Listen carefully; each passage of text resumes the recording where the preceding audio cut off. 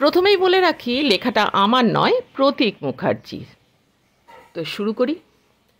আমরা আজকালকার জেনারেশনকে বড্ড শেখাই, জানেন তো। অহেতুক তাদের খরচের খাতায় ফেলে দিই। অহেতুক। তারা যে কিছুই পারে না তা নয়, তারা গুড ফর নাথিং নয়, তারা বেস্ট ফর এভরিথিং। তারা সব পারে না, কিন্তু যেটা পারে সেটা মন দিয়ে পারে, স্বার্থ ত্যাগ করতে পারে। আজকের গল্প সেটা নিয়ে। একটা ব্যক্তিগত কাজে গত সপ্তাহে ব্যান্ডেল স্টেশনে বসেছিলাম দুপুরবেলা। ট্রেনের খবর হতেই হেলতে দুলতে গিয়ে ট্রেনে উঠলাম। দুপুরবেলার ডাউন ট্রেন। খুব স্বাভাবিকভাবেই বেশ ফাঁকা। পুরো কম্পার্টমেন্ট জুড়ে আমি আর দুজন মাঝবয়সী ভদ্রমহিলা এবং এক ভদ্রলোক। তারা খুব সম্ভবত একই ফ্যামিলির।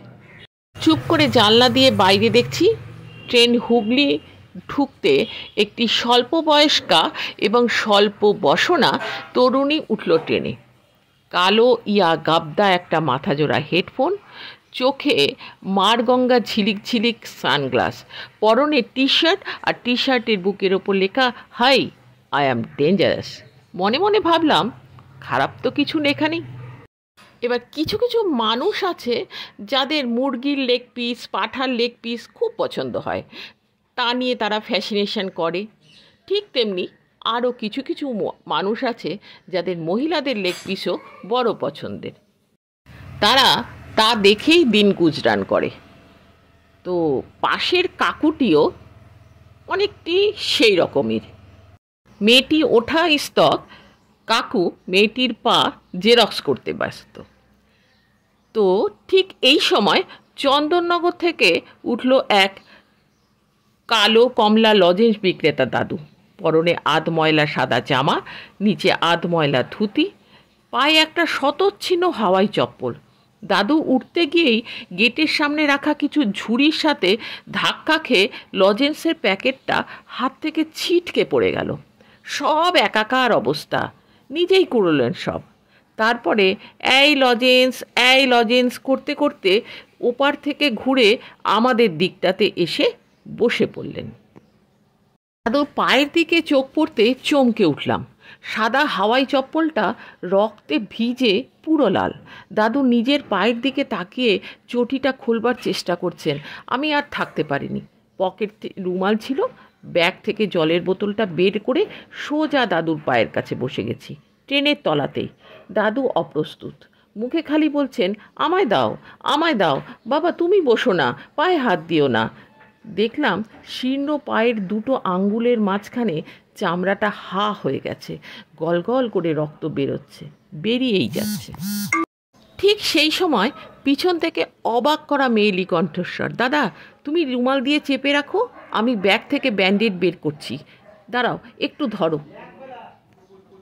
মেয়েটি ব্যাগ ওলঢাল করে তিনখানা ব্যান্ডেড খুঁজে আমার পাশেই বসে পড়ল নোংরা ট্রেনের তলায়। সেই ভদ্রলোক এবার মজা পেয়েছেন। সেই ভদ্রলোক এতক্ষণ বুভুক্ষ আরশোলার মতো মেয়েটির পা প্রদক্ষিণ করছিল। এবার তিনি প্রেগন্যান্ট তিমির মতো মুখটা করে বললেন, বয়স হয়েছে, এখনও টেনে টেনে ঘুরে বেড়াও কেন? চোখের মাথাটা একেবারে খেয়েছো নাকি? খিস্তি আমি দিই না, তাই কোনো কথা তখন বেরোলো না মুখ থেকে। তো আমি দাদুর দুটো আঙ্গুল ধরেছি, আর মেয়েটি জল দিয়ে ধুয়ে দিচ্ছে, ধুয়ে ক্রস করে ব্যান্ডেড লাগাচ্ছে, পরপর তিনটে। বেশ বুঝতে পারছি শরীরে জোর না থাকায় দাদু একটু একটু করে কাঁপছেন। আমার ব্যাগে কোনো খাবার ছিল না। এদিকে দাদুও নামবেন বেলুড়ে। এই অবস্থায় নামবেন কি করে? মেয়েটি ব্যাগ থেকে একটা কেক বার করে দিল দাদুকে। দাদুও খাবে না, আর মেয়েটিও ছাড়বে না। বেলুড় আসতে আমি দাদুকে ধরে আস্তে আস্তে নিয়ে এলাম গেটের সামনে। জিজ্ঞেস করলাম, স্টেশন থেকে কতদূর যাবেন দাদু?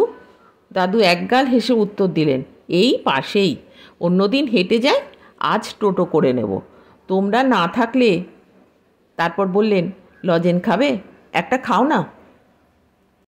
মেয়েটি পাশ থেকে বলল, আমার লিলুয়ায় বাড়ি, আমি দাদুকে টোটোতে উঠিয়ে দিয়ে আসছি, পরের ট্রেন ধরে নেব। দাদু হাঁ হাঁ করে উঠল, না না, শোনো, আমি পারবো, তোমরা আর কষ্ট করো না। মেয়েটি শুনলে তো?